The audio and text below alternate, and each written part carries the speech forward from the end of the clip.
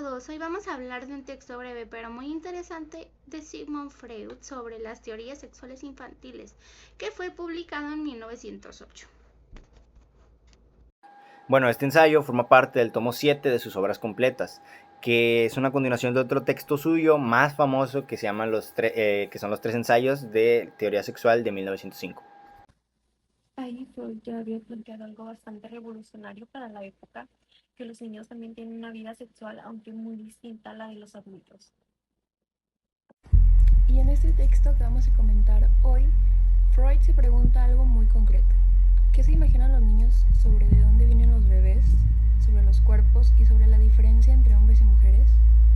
Y no como curiosidad anecdótica, sino como parte de una teoría seria sobre cómo se forma la mente humana. Vamos a desglosarlo entre los 5. Para empezar, ¿qué son exactamente estas teorías? Las teorías sexuales infantiles son las explicaciones que los niños pequeños construyen por sí mismos, es decir, sin que nadie se los enseñe. Esto para entender temas como de dónde salen los bebés, o sea, el origen de los bebés, las diferencias entre los sexos o qué es el coito. Es decir, no son errores al azar. Freud insiste en que son verdaderas construcciones intelectuales, con su propia lógica interna, aunque estén equivocadas desde el punto de vista adulto.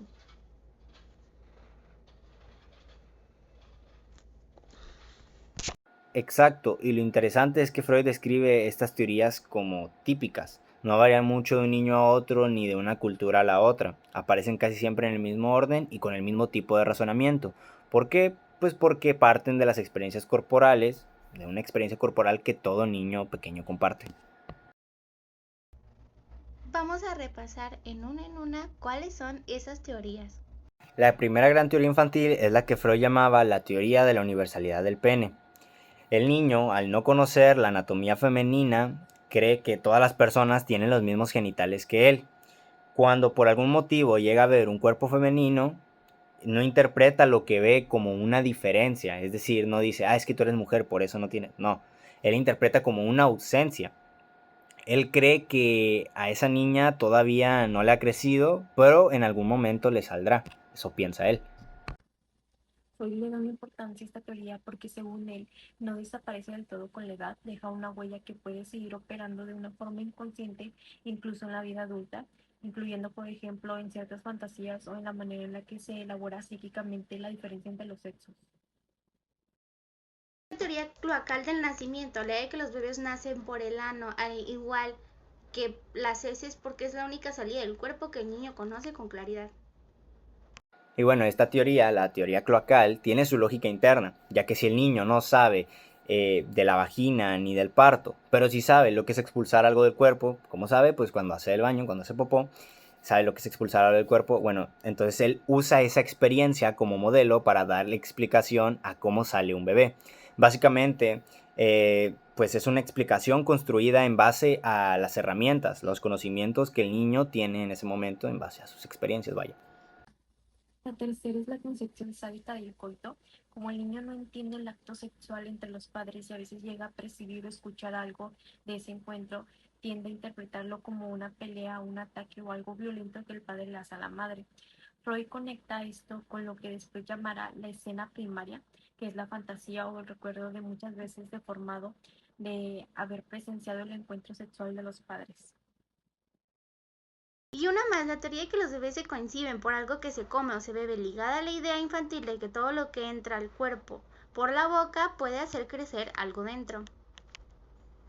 Bueno, Freud menciona una quinta idea que es distinta a las anteriores. La teoría explica el nacimiento como una especie de operación quirúrgica en la que el vientre se abre y el bebé sale por ahí. Esta suele aparecer en niños que ya son un poco más grandes, que ya han empezado a sospechar que el ano no es la explicación correcta al origen de los bebés, pero que todavía no tienen una comprensión real de lo que es el parto. Lo importante de todas estas teorías es que ninguna aparece aislada, se van encadenando y corrigiendo a medida que el niño crece sin que eso signifique que abandone del todo la lógica infantil con la que las construyó. Ahora la pregunta que probablemente se están haciendo es, ¿por qué un niño se inventa eso? ¿No sería más fácil que alguien le explicara? Y ahí está uno de los puntos centrales del texto. Freud dice que los niños tienen algo que él llama pulsión de saber, o instinto de investigación explicación, que es una curiosidad genuina, casi científica, que aparece a muy temprana edad, sobre todo disparada por eventos concretos como la llegada de un hermanito o una hermanita. Y esas El niño ve que algo cambió, el vientre de la madre y la aparición de un bebé y quiere entender de cómo o dónde salió, pero como los adultos casi no le dan una respuesta clara, o verás, el niño no se queda sin respuesta, construye la suya propia con las piezas que tiene disponible. Y esas piezas son limitadas porque su cuerpo, su lenguaje y su experiencia todavía son de niño. Por eso las teorías siempre parten de algo que el niño sí conoce: comer, defecar, pelear, y lo aplican para explicar lo que no conocen. Es un poco como cuando alguien intenta explicar algo nuevo usando solamente las herramientas conceptuales que ya tiene, aunque no encajan del todo. Exacto, y Freud agrega algo importante: cómo el mundo adulto suele responder con silencio, directamente con mentiras, como la clásica historia de la cigüeña. El niño desconfía, y esa desconfianza hacia los adultos, dice Freud, que puede dejar una huella que dura toda la vida en la vida adulta. Y vamos ahora con la pregunta de fondo. ¿Por qué a Freud le interesaba tanto esto y qué buscaba? Hay que recordar el contexto a principios del siglo XX. La idea dominante era que en la infancia era un periodo inocente, sin ningún tipo de interés sexual o curiosidad sobre el cuerpo, y Freud vino para romper completamente esa idea. Para él estudiar estas teorías infantiles no era un capricho anecdótico, sino más bien era una manera de sostener su teoría de que la sexualidad no aparecía repentinamente en la pubertad, sino más bien tenía un desarrollo progresivo desde la primera infancia. Además, a Freud le interesaba mostrar que estas teorías no desaparecen sin dejar rastro, sino que muchas veces quedan como restos del inconsciente que, según él, pueden reaparecer como fantasías, síntomas neuróticos o incluso como ciertos mitos o creencias populares. Es decir, Freud utiliza estas teorías equivocadas como ventana para observar cómo funciona el cerebro de información, por ejemplo, cómo razona, cómo llena vacío de información y cómo el deseo de saber se entrelaza con la sexualidad. En el fondo, es parte de su proyecto más grande entender que buena parte de la vida psíquica adulta, sus angustias, sus fantasías o hasta sus creencias, tienen raíces en cómo el niño intentó comprender el mundo con las herramientas tan limitadas que él tenía. Y bueno, más de 100 años después, ¿por qué seguir hablando de esto?